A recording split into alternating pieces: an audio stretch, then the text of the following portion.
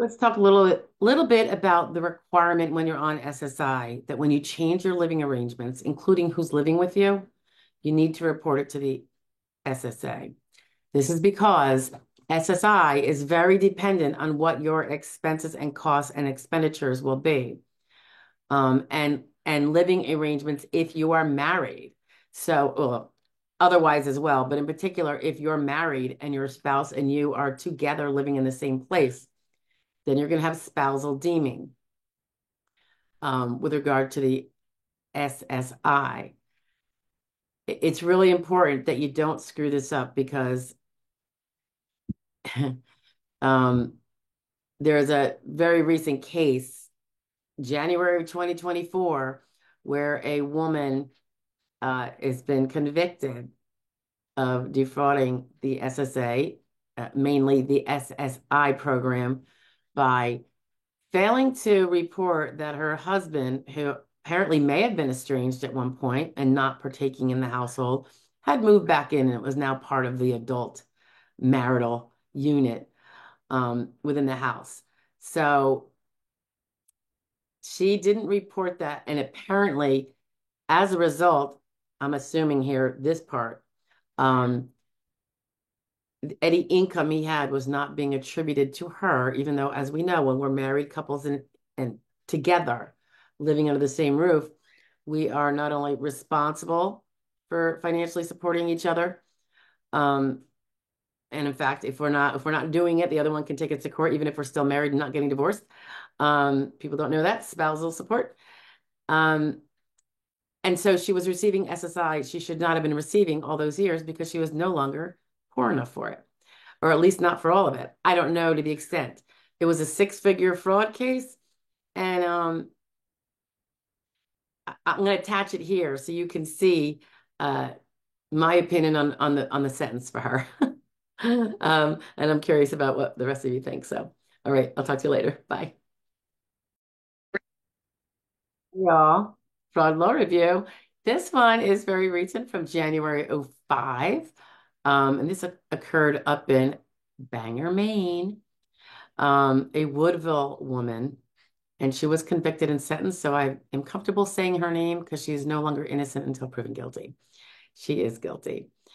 Um, According to court records, the lovely Rella Austin Dash Kimball, 51 years old, for a very long time, from 2005 to 2021. Ms. Austin Kimball lied to the SSA about her husband's presence in her household and failed to report her receipt of alimony payments following divorce to fraudulently appear eligible for SSI, for the SSI payments. She concealed her husband's presence from, looks like, Department of Health and Human Services, maybe, from '05 to 17. Um, and during that time, she received MaineCare, which is probably their state Medicaid or something like that, and SNAP, which is the food benefits that many people are familiar with. And by lying about her husband's presence, she also was able to fraudulently receive the SSI, the MaineCare, and the SNAP benefits for the child who was at that time a minor. Okay, so that's really bad, really, really, really bad. Um, it ticks me off because remember, every penny that goes to someone who doesn't need it is a penny that's not going to go to somebody else. It just isn't, unless they're going to raise your taxes more. So I'm all for an extremely stiff sentence. This went on for a very long time. It wasn't like she just blew it off for 6 months or 3 months, in which case she should be paying restitution, but maybe it would be like, people are just slow acting and sometimes we don't click. We're all really busy. Um, she was ordered to pay almost $104,000 in restitution, um, over 78 of which was to the SSA, and over 4,000 of which was for MaineCare, and over 20,000 of it was for the SNAP food program.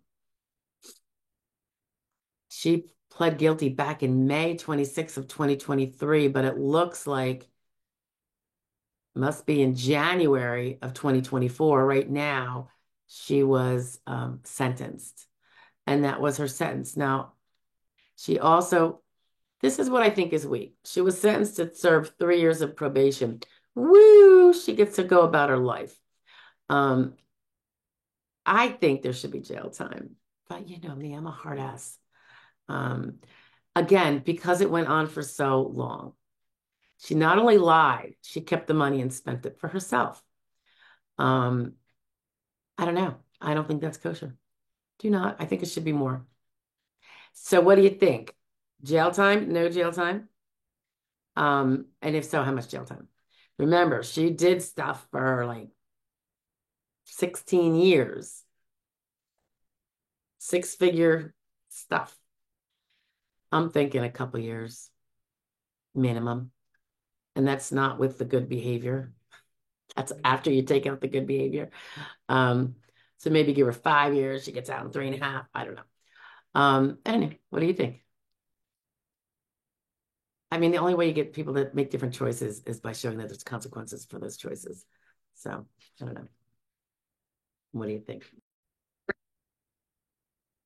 By way of further explanation, um, because someone was asking, what's the difference between marriage with SSI versus a different adult? One major difference is the deeming.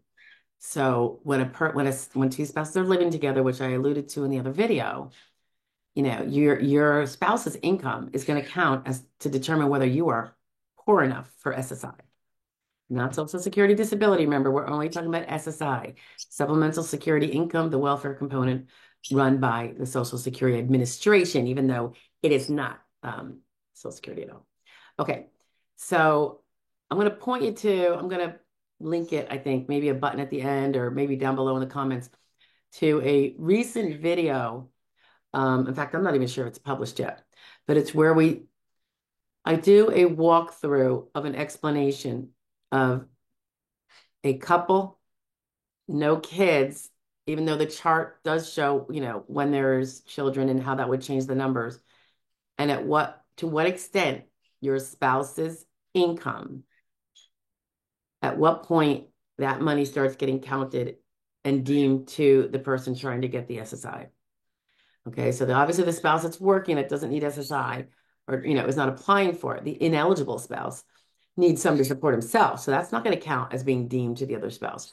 But there is a kind of a black line rule on that, and it changes every year, I think, with COLA probably. I hope with COLA. Anyway, we have the 2024 chart. So I did a video on that, and I'm going to post it below. So take a look at that if you want to see what we're talking about. And of course, in the videos that this is attached to, this is why the fraudster did not report that the spouse was now living back in the household, in which case his income would be deemed, his or her income, I don't know if it's a husband or a wife, would be deemed to her and affect if she's eligible for SSI, and if so, to what extent. It would be reduced if that other spouse has income, right? Or at least after a certain point of his own